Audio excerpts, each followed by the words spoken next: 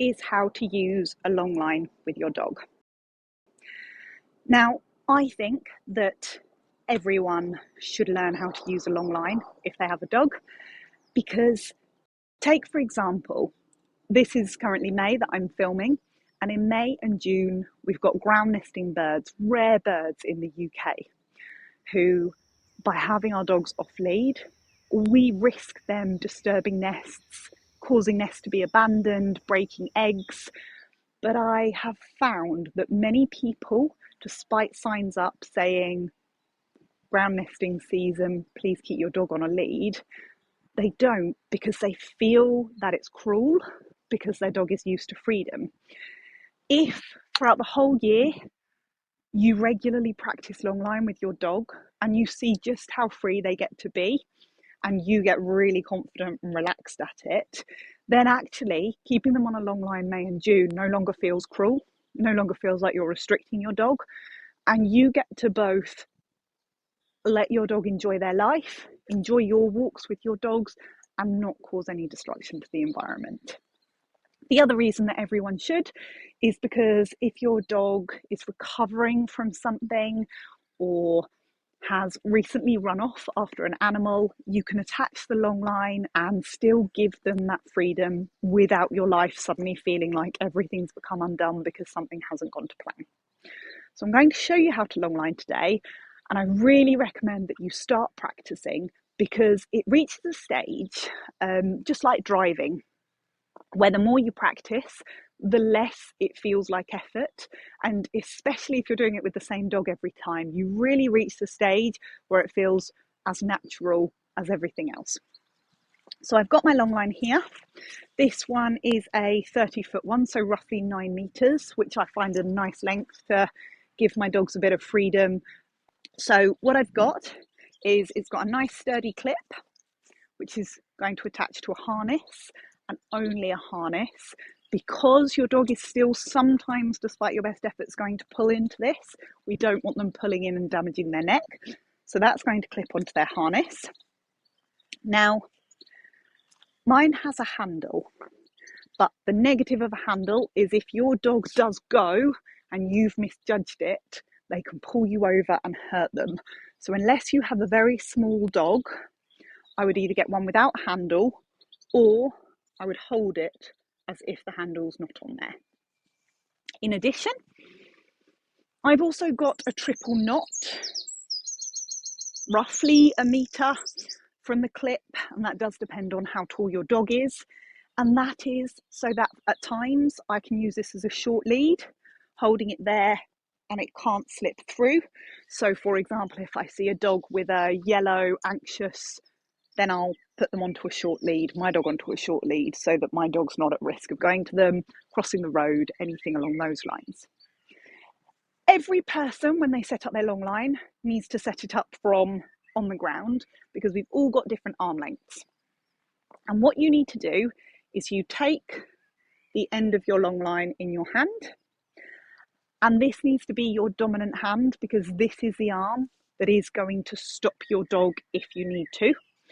And then the other arm is going to act more like a belay, so that's going to be your less dominant hand. So for me, I'm right-handed, so it goes in my right hand.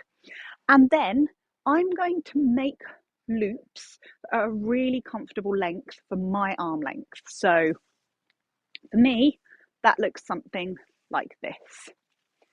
So I'm pulling it across and I'm creating a loop, pull it again, create a loop. You don't want to be doing this, because you're going to end up with a proper workout to your arms and shoulders every time. But also, these loops are the maximum length that your dog, if they were to see a deer and run off, could yank. And you don't want that to be that distance, because that's enough time to cause you injury. So it's not about the biggest loops, it is about the most comfortable ones. And if you think you're going to be doing this as you walk, so if you just feel what feels most natural to you, and you will get an idea of your loops. Making sure that you've got your gloves on. You can even see some of the holes in my glove there from long lines. I've got my gloves on. They're important regardless. I will always wear gloves when long lining to avoid those friction burns.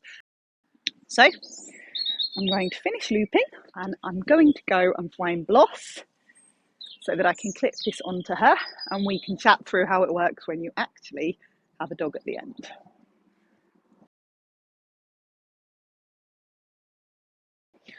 Okay, so now that I've got Bloss, she is going to be moving around, so I've got to start reacting to what she is offering. So as she moves away from me, I'm going to be releasing loops. And it's really important that I release the loops one by one rather than drop all of mine at the same time or end up lifting my arms up here. Just make sure you stay nice and relaxed and you loop. I'm going to move away from her a bit just so I can show you, so I can loop and unloop depending on where she is. Now I'm aiming to keep this lead off the ground, because if it goes on the ground, she's going to start dragging it around and she's going to realise that she's on lead. Now, that might not be an issue, but if you're trying to simulate freedom, and also if you're trying to teach her that recall, if you're trying to teach her recall, if she's dragging it along the ground, she doesn't feel off lead. So you want to keep it off the ground. Yeah.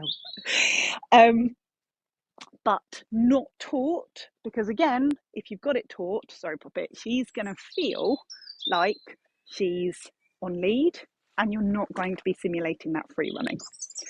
Now, as your dog goes, you're going to find that you're sometimes releasing it really quickly and you get to the end, I'm just going to wait, but I'm not going to pull her.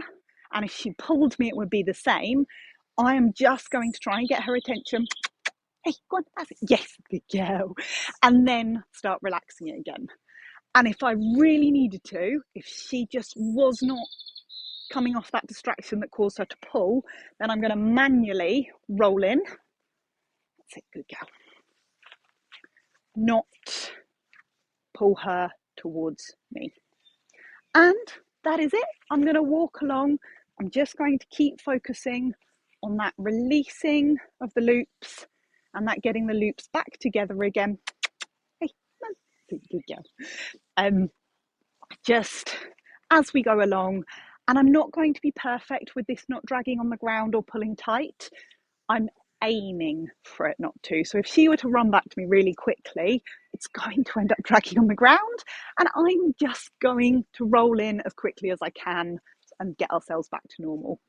There's also going to be times that it just becomes a complete mess and I've got to call her to me, scatter some treats on the ground and start all over again. So what about if we came across some other dogs? If they're on lead dogs, I'm just going to take at that nice knot that I've got and just have her as if she's on lead. If they're off lead and I want to give her an opportunity to play with them, then it could be that she plays on long line, but you do have the risk of beginning to tie up in that instance. So what I typically do is I ask the other owner if they're happy for me to lay the long line on the ground, or because I know when she's playing with dogs, good girl, she's going to stay a lot closer to me and those dogs anyway, I also could just unclip her for that and then clip her back on again when we come in here. She's wondering why I've stopped for this. Go on then, we can walk and talk. So if I do put down the long line, I need to warn the other person that it could become a trip hazard.